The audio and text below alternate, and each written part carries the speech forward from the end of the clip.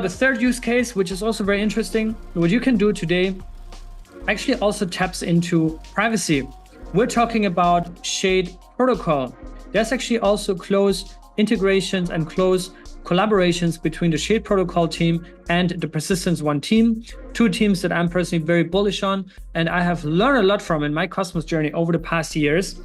Shade protocol, for those that are new to the channel, is a suite for private DeFi built in Cosmos. Shade is actually built on top of the Secret Network blockchain. Secret Network is a purpose-built privacy blockchain built in Cosmos. And what you can do there with your stkATOM is that you can mint Silk.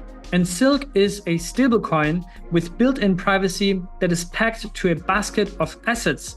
Those assets include Bitcoin, gold, fiat currencies such as the US dollar or the Canadian dollar, and more.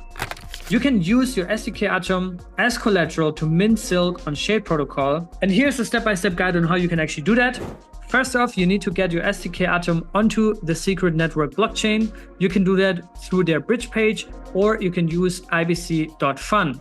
Keep in mind that you also need some SCRT for gas fees. Once you have that, you need to head over to app.shadeprotocol.io/borrow. And that's where you can deposit your stkATOM in order to borrow or mint Silk. Silk can then be used in DeFi on Shade protocol. And what you can do next is provide liquidity on the stkATOM Silk pool on ShadeSwap, which currently earns you around 33% in APR. And in order to do that, you need to head over to the pools tab and you can provide your liquidity right there. Maybe also one thing important to note here is that unlike Dexter, you don't have to lock up your liquidity for a week. So there's no unbonding time.